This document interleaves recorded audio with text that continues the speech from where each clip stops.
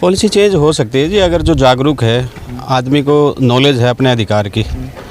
मैं एक छोटा सा एग्जांपल दूंगा। बहुत अंधेरिया मोड़ पे महरौली गुड़गांव रोड पे एक वो बना हुआ है गुरुद्वारा।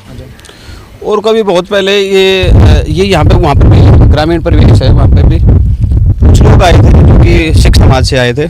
और उस टाइम पे HKL भगत वगैरह, ये बहुत पुरानी बात है।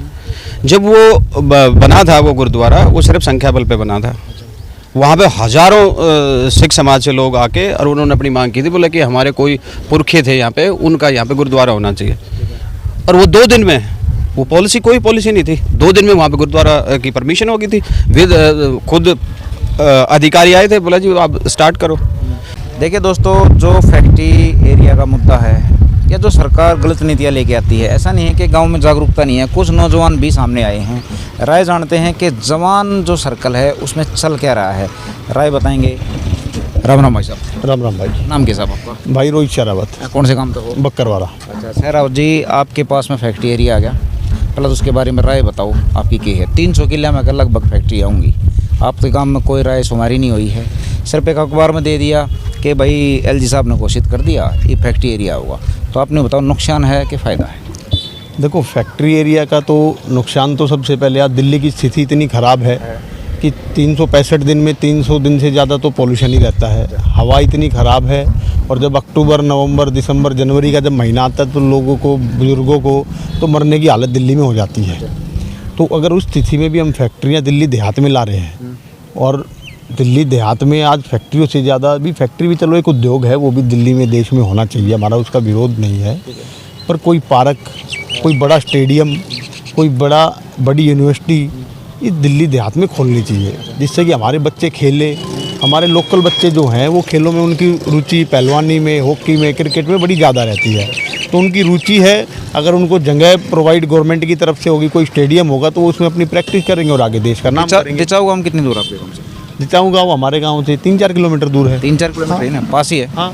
अच्छा, दिचाऊ गांव में जो दिल्ली में 15 सेंटर आए थे, ग्रोथ सेंटर मैंने बताई थी आपको, ठीक है, पढ़ाई का, खेल का बढ़िया एरिया था, ठीक है, वो कैंसिल कर दिए आपके दिचाऊ से कैंसिल करके, और आपके बापड़ोला में फैक्ट्री ला दी, मतलब शिक्षा छोड़ दी। जो आप शिक्षा की बात कर रहे थे तो कैंसिल कर दी। तो आपको लग नहीं रहा कि अब पब्लिक को शायद विरोध करना पड़ेगा? देखो, पब्लिक, वो गाँव वासियों को इसका विरोध करना पड़ेगा, और करना ही चाहिए। अच्छा। भी मुझे, जब तो मैं बहुत छोटा था, गांव के बुजुर्ग जैसा बताते हैं, जब दिल्ली के मुख्यमंत्री दिल्ली देहात से डॉक्टर साहिब सिंह वर्मा जी थे, तो उन्होंने एक सामुदायिक केंद्र खोले थे हर गांव की चौपाल में, जिसमें कंप्यूटर था, जिसमें लाइब्रेरी थी, जिसमें सिलाई मशीन थी। आज उनकी बुरी हालत इतनी है कि वहाँ कोई जाके बैठ जाए तो वैसे दब के मर जाएगा, वो कभी भी गिर जाएंगे। तो सरकार जो इतना ढिंढोरा जो पीट रही है शिक्षा का दिल्ली में, वो ऐसा कुछ भी नहीं है। दिल्ली देहात शिक्षा से बहुत पिछड़ा हुआ है। हमारे दिल्ली देहात में जितने भी शिक्षा के कॉलेज हैं, DU के कॉलेज है, हमारे दिल्ली देहात का कुछ में कोई कोटा ही नहीं है। भाई, देश की यूनिवर्सिटी है, बहुत बड़ी यूनिवर्सिटी है, और वो इतनी बड़ी यूनिवर्सिटी है दिल्ली यूनिवर्सिटी, जिसका विश्व में नाम है। पर दिल्ली वासियों का कुछ तो उसमें कोटा होना चाहिए ना। भाई, हमने यहाँ जन्म लिया है, तो भाई हम कहाँ जाएंगे? अच्छा, आपके साथ जो उठने बैठने वाले होते हैं, आपके हम उम्र या थोड़े बहुत आपसे डाउन, ठीक है, नौजवान पीढ़ी, आपके हिसाब से इस बारे में सोचते हैं? नहीं, हमारे बात होती? हाँ, बहुत बार बात होती है। दिल्ली देहात में से या मजाक में? नहीं, मजाक अपनी जगह होता है, पर गंभीरता से बात ये हमेशा होती है कि हमारा दिल्ली देहात दिल्ली के विकास के साथ बहुत पीछे पिछड़ गया है। हमारी नौजवान सामने आ क्यों नहीं रहे? जैसे ये बुजुर्ग हैं, हर एक गांव में देखे हमने, कुछ 15, 20, 30 बुजुर्ग जरूर सामने आएंगे, ठीक है, वो बिंदास अपनी बात भी रखेंगे, वो काफ़ी दिन से लड़ भी रहे हैं। नौजवान सामने क्यों नहीं आते? नहीं, नौजवान भी समय समय पे साथ में आते हैं। नौजवान के सिर पर एक सबसे भारी समस्या है, अब सरकारी नौकरियां दिल्ली देहात में है नहीं। अच्छा। हमारे बच्चे इतना पढ़ पाते नहीं, क्योंकि शिक्षा के लिए या तो वो दिल्ली जाएं या दिल्ली से बाहर जाएं। और दिल्ली देहात में जो किसान के बच्चे हैं, उनके पास, बेचारों के पास इतना पैसा नहीं है कि वो अपने बच्चों की फ़ीस दे सके। वो तो रोज़मर्रा की ज़िंदगी के लिए 10-10 हज़ार की नौकरी के लिए ही तरस रही हैं। चलो ठीक है। नमस्कार भाई साहब। नमस्कार जी। साहब, आप कोटला थे? कोटला, तिलंगपुर कोटला गाँव से। तो आपके गांव में, बक्करवाड़े में, बापड़ोले में कितना फ़र्क है? कुछ भी नहीं, 2-2.5 किलोमीटर में सारे हैं। तो मतलब कि अगर आगे इन गाँव में लगेगी तो थोड़ी बहुत ताँ साफ तो रही होगी, सब तो फालतू मारे आओगी आओगे ना? हाँ जी। ठीक है। तो आपने बताओ, मेरे है फैक्ट्री एरिया, सीधी ही बात है, फ़ायदा है या नुकसान है? नुकसान ज़्यादा है, फ़ायदा तो दूसरा न होना है जो अदर स्टेट से आ रहे हैं। अच्छा, इन बताओ, जैसे कि इनमें भारतीय चौकीदारी की नौकरी को ना सिस्टम हम सारा देख इनमें पा रहे हैं। जितनी भी पहले एक्वायरमेंट हो रही है, जितनी भी पहला जो स्कूल बन रहे हैं, जो कुछ भी बन रहा है, उनमें नहीं है। कहीं भी मल्टीनेशनल कंपनी बन रही है। हमारी ज़मीन ना पाए, ठीक है, और सस्ते दाम में ली गई है ज़मीन, ठीक है। तब कुछ और कहा गया, तरक्की करेंगे, ये करेंगे, शिक्षा रोक दी, ये फैक्ट्री एरिया लेने लग रहे हैं। ईब सर पे विरोध ही मात्र एक तरीका बदला है, ठीक है। तो विरोध के तरीके के होंगे और कहाँ से शुरू करना चाहिए? लड़ाई जीतेंगे, हारेंगे, नहीं जीते तो गांव के हालात क्या होंगे? आप देखो जी, जीत हार का तो किसी ने भी रहा, लड़ाई तो संगठन एक साथ अगर इकट्ठे होंगे तो लड़ेंगे तो जीत भी जा, इकट्ठे ना होंगे तो फिर जीतेंगे कैसे? और तरीका तो जो ये है कि पहले इसमें स्टार्टिंग में क्या बताया था कि भाई ज्वेलरी मार्केट का बताया गया, फिर उसके बाद में ओपन जेल का बताया गया, ये इलेक्ट्रिक हब का बताया गया, ये चौथा ही आ गया, ठीक है। ये भी इंडस्ट्रियल एरिया बता दिया, कौन सा इंडस्ट्रियल एरिया है, क्या है। तो नाम क्या आपका? मनीष नाम है। अच्छा मनीष जी, एक बात बताओ, जैसे कि हमारे बुजुर्ग हैं, आपके काम में भी होंगे, हमारे में भी, इनके में भी, कुछ 15, 20, 30, 40 बुजुर्ग से पा जाए, वे कितना किता है पंचायती तौर पे या और ऊपर नीचे कितना किता है संघर्ष करते दिखाई देवे हैं हमारे गाँव में? हाँ जी, वे कुछ तरीके में सफल भी हो जाए, नहीं भी होते। इसलिए लगता है कि वो ड्यूटी हमने ले जानी चाहिए, लेनी चाहिए। हाँ जी।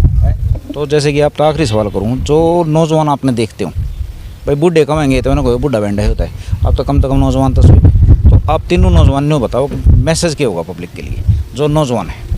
मैसेज तो ये है कि इकट्ठे होकर अगर हम लड़ाई लड़ेंगे तो इसमें हो सकता है स्कूल भी आ जाए, पहला 4 कॉलेज आ जाए या स्टेडियम आ जाए। आप क्या कहें? बिल्कुल है जी, उदाहरण है। तो पहले 4 चीज़ कैंसिल हो ली थी, इसने भी कैंसिल करवा सका अगर इकट्ठे होकर लड़ेंगे तो। चलो ठीक है। देखिए एक विषय मेरा और है भाई, हम अक्सर टीवी चैनलों पे और देश में और दुनिया में और दिल्ली देहात में सुनते हैं कि दिल्ली देश की राजधानी है और इंडिया भारत का जो दिल है वो दिल्ली है। इसको हम भी मानते हैं और यहाँ के स्थानीय निवासी मानते हैं। पर मैं गिनवाना चाहूँ बक्करवाड़ा, बापड़ोला, मुंडका, हिरण कूदना, टीकरी, मतलब अब बवाना तो चलो बहुत दूर हो गया, मैं आसपास की बात करूँ। हाँ, मतलब इन पूरे गांव में क्या 1 एकड़ का कोई भी पार्क, कोई भी स्टेडियम, मतलब दिल्ली देहात इतना छूता। अगर आप कोई भी जे कॉलोनी बसाएंगे या आप कोई भी और कॉलोनियाँ बसाएंगे तो एक गवर्नमेंट का रोड मैप होता है, और जिन्होंने यहाँ जन्म लिया, जिनकी ज़मीनों पे दुनिया के यहाँ बस रही है, उनके लिए कोई रोड मैप नहीं है। मतलब इतने गांव में आपको गिना दूँ जो कि आज भी इस 2022 में भी हमें एक पार्क से भी अछूतित है कि हमारे पास एक पार्क भी नहीं है जिसमें कि हमारी महिलाएं वहाँ पे घूम लें। तो बहुत सारी समस्या हैं दिल्ली देहात में और जिन पे सरकार को ध्यान देना चाहिए। अच्छा चलो ठीक है, यही बताते हैं, ठीक है। थोड़ी सी राय लेते हैं। नमस्कार अंकल जी। नमस्कार जी। अच्छा ये बताओ मेरे है, ठीक है, ईब जो लड़ाई का तरीका है, हाँ जी। नौजवानों ने बता दिया, आपके टाइम में तरीका कुछ और था। हाँ, क्योंकि सिस्टम भी जब कुछ और था, हमारे ठीक है, टाइम में इकट्ठे भी हो जाए, ठंडे दिमाग के आदमी थे, वे जो है जैसा था वैसा ही रहा करते, ना इतना शोर मचाया करते। ये गवर्नमेंट की तरफ से जो इतने अड़ंगे घेर दिए देहात में लिया गया, पहले तो थे नहीं है, खुली धरती थी, खुली ज़मीन थी, खुले आदमी रहा करते। ये जो है इतना प्रदूषण हो गया कि पूछो मना, 12 महीना मानो 8-9 महीने प्रदूषण रहे, बच्चों ने जो है सांस गिर जाते हैं बच्चों के। अच्छा ये बताओ, ये जो नंबरदार जी हो गए, हाँ जी, और वो शिव सोगिन खड़े थे अभी दिचाऊ थे, ठीक है, ये कर रहे हैं संघर्ष, हाँ जी, ये सब खड़े हैं, इनने भी संघर्ष करा है, हाँ जी। ठीक है। तो इनने आप क्या सलाह दोगे अगर भाई इस लड़ाई में किस तरीके से किस चीज़ का ध्यान रखें? हम तो इनको यही सलाह देंगे कि भाई हमारे को भी साथ लो, बुजुर्गों को और नौजवान भाई मिलकर इस संघर्ष को जीतोगे तो जीतते जाओगे, अगर संख्या बढ़ाओगे तो जीत जाओगे, नहीं लड़े तो रहने दो। हाँ, बगैर लड़े तो जो संघर्ष कभी जीतते ही नहीं है। चलो ठीक है भाई, हमारे सीनियर हैं, इनकी बात से मेरे ख्याल से यहाँ पे फुल स्टॉप लगाना चाहिए हमको, ठीक है। वही है फैक्ट्री एरिया, विरोध है कंजावला से लेके और बापड़ोला तक। अब ये विरोध जाता कहाँ पे है, इसका निर्णय क्या निकलेगा? लड़ने के लिए तैयार भी बैठे हैं, कुछ ने लड़ाई छोटी मोटी अपनी जीत भी ली है, छोटी मोटी लड़ाई को बड़ा कैसे करते हैं। नमस्कार दोस्तों।